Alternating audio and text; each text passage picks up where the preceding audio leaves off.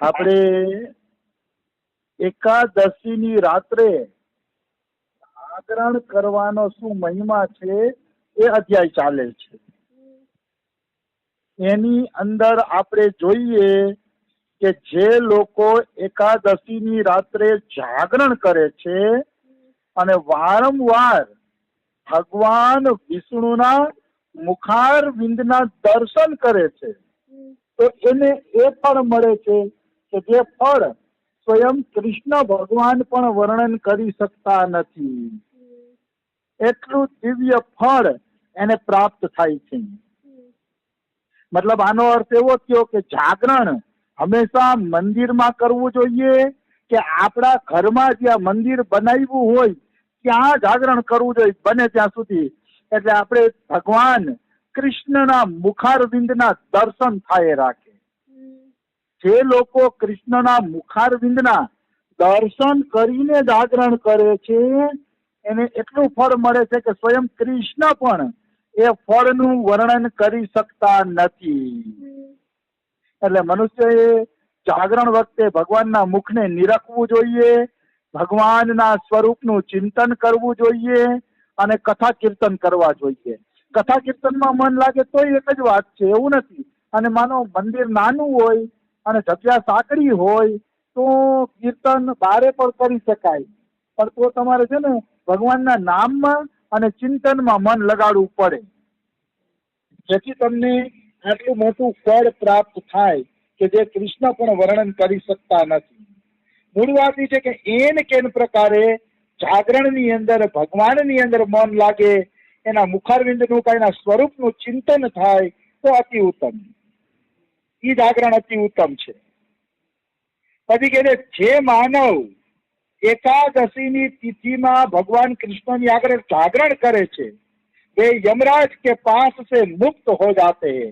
मतलब એને યમરાજના ફાંસલાનો ભય રહેતો નથી. જે ખરેખર જાગરણ કરે છે એને એમ માની જ લેવાનું કે હું યમલોકમાં ક્યારેય જવાનો નથી. મતલબ એક વખત પણ જો 11નું જાગરણ થઈ ગયું, એક વખત પણ શ્રદ્ધાપૂર્વક 11ના જાગરણમાં તમે ભાગ લઈ લીધો તો પછી તમારે યમરાજા પાસે જવું પડતું નથી. નિશ્ચિત, એમાં કોઈ એટલે કોઈ શંકા નથી.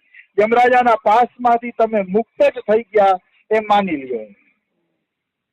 પછી કહે છે કે એકાદશીના દિવસે જે ભક્ત ગીતા શાસ્ત્ર સાથે મનોવિનોદ કરે છે એ પણ યમરાજાના બંધનમાંથી મુક્ત થઈ જાય છે. એનો અર્થ શું થયો? એનો અર્થ છે ગીતા શાસ્ત્ર અરે મનોવિનોદ કરવો એટલે ગીતા વાંચીને હરખાઈ જાય, હા હા હા હા મારા ધર્મ ગ્રંથમાં, મારા શ્રીમદ ભગવદ ગીતામાં કેવી કેવી સરસ વાતો લખેલી છે, કેવો કેવો દિવ્ય સત્સંગ લખેલો છે. હા, કૃષ્ણની વાણી એટલે કૃષ્ણની વાણીઓ. કૃષ્ણની વાણી જેવી એક એની વાણી નો થાય, આના જેવું તત્વજ્ઞાન બીજું એક ન થાય. એને કહેવાય ગીતા અરે મનોવિનોદ કર્યો. મતલબ ગીતા વાંચીને તમને આનંદ આવ્યો. જો ગીતા વાંચીને આનંદ આવી ગયો, એમાં 11ની જાગરણે ગીતાજીની ચર્ચા થઈ અને આનંદ આવી ગયો તો એ જીવ પછી યમરાજના લોકમાં જાતો નથી. નિશ્ચિત એ વ્યક્તિ યમલોકની અંદર જાશે નહીં, એમાં કિંચિન માત્ર સંશય નથી. ગીતાજી, ભાગવત, રામાયણ કોઈ પણ શાસ્ત્ર વાંચો અને એ શાસ્ત્રમાં જો તમને આનંદ આવી ગયો તો અવશ્ય તમે યમરાજાના લોકની બહાર નીકળી જાશો. યમરાજા તમને એમ કે મતલબ હેરાન કરી શકશે નહીં. આ નિશ્ચિત વાત છે, એમાં કોઈ એટલે કોઈ પણ પ્રકારની શંકા નથી. એટલે શાસ્ત્રો વાંચવા જોઈએ, એનો આનંદ પ્રાપ્ત કરવો જોઈએ. પછી કહે છે કે પ્રાણ ભલે ત્યાગ થઈ જાય પણ એકાદશીનું જાગરણ નથી છોડતા એ મનુષ્ય ધન્ય છે અને પુણ્યાત્મા છે. જેના વંશમાં એકાદશીનું જાગરણ કરવામાં આવે છે તેનો વંશ વાસ્તવમાં ધન્ય છે. પછી કહે છે કે જેને એકાદશીનું જાગરણ કરી લીધું એને બધાય પ્રકારના યજ્ઞ કરી લીધા. મતલબ સંસારની અંદર કઈ 34 કે 54 પ્રકારના યજ્ઞ છે. 34 કે 54 છે, મને બહુ આંકડો યાદ નથી. એટલા પ્રકારના યજ્ઞ છે. એ બધા યજ્ઞ એકાદશીનું જાગરણ કર્યું એટલે થઈ ગયા એમ માની લ્યો.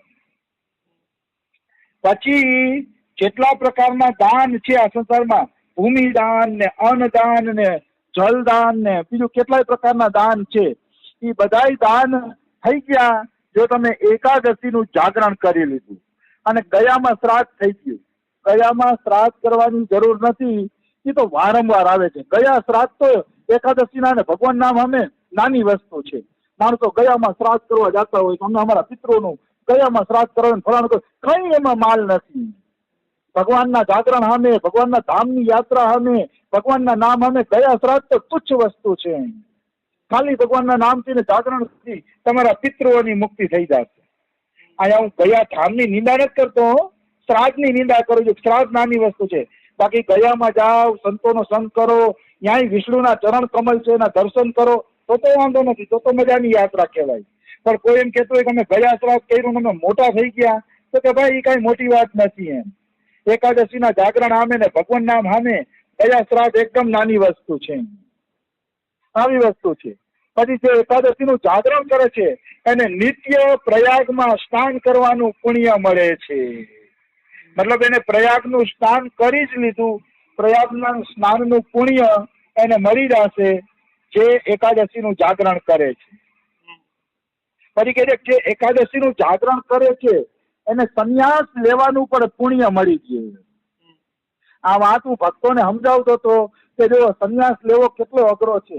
સંન્યાસ લીધા પછી તમે સ્ત્રી દર્શન ન કરી શકો, સ્ત્રી સાથે વાતચીત ન કરી શકો, પૈસાનો સ્પર્શ ન કરી શકો, ભિક્ષા માંગીને જ જીવન જીવવાનું, પારકા ઘરની અંદર નિવાસ કરી શકો નહીં. નિવાસ કરવો હોય તો તમારે બહાર નિવાસ કરવો પડે. તો કેટલા સંન્યાસના નિયમો, અને એ નિયમો પાલન કરો ત્યારે તમને ફળ મળે. તો કે એકાદશીનું જાગરણ કરો તો સંન્યાસીઓને સંન્યાસ ધર્મના પાલનનું જે ફળ મળે છે એ ફળ કેવળ જાગરણ કરવાથી મળી જાય છે. એટલે એકાદશીનું જાગરણ બધાથી ઉત્તમ કહેવામાં આવે છે. એમાં કિંચિન માત્ર સંશય નથી. આવી વસ્તુ છે. અને છેલ્લે છે ઈષ્ટાપૂર્ત. ઈષ્ટાપૂર્ત એટલે પાણીનું પ્યાવ ખોલાવવું, ધર્મશાળા બંધાવી, નિશાળ બંધાવવી, આ બધું છે ને ઈષ્ટાપૂર્તમાં આવે. સારા કર્મો, શુભ કર્મો. તો કે એ કર્મે એકાદશીનું જાગરણ કર્યું એટલે થઈ ગયું, એમાં કોઈ એટલે કોઈ શંકા નથી. અને પછી આ ઈષ્ટાપૂર્ત ને એ બધા જે કર્મ છે એ કર્મ કરવાના રહેતા નથી. નિશ્ચિત કર્મ બધા થઈ જ ગયા એમ માની લે. પછી કહે છે કે હે સદાનંદ. સદાનંદ એટલે કાર્તિકેય, એના 6 મોઢા હતા. એટલે ભગવાન શિવ કહે છે કે હે સદાનંદ, હે કાર્તિકેય, જે ભગવાન વિષ્ણુનો ભક્ત એકાદશીનું જાગરણ કરે છે એ સદાય મને પ્રિય છે. મતલબ મહાદેવના પ્રિય બની જશે.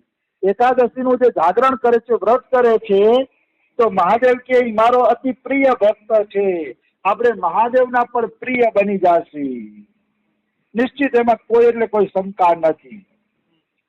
પછી કે જેને એકાદશીની રાતમાં જાગરણ કર્યું છે એને માનો પોતાના લિંગ શરીરને અને સ્થૂળ શરીરને ભસ્મ કરી દીધું. પછી એને શરીર ધારણ કરવું પડતું નથી. જેમ કોઈ માણસ મરી ગયો અને એના શરીરને એક વખત આપણે બાળીને ભસ્મ કરી દીધું એટલે એ વ્યક્તિ સદાના માટે ગયો અને એનું શરીર પણ સદાના માટે ગયું. પછી એને એ શરીર મળતું નથી.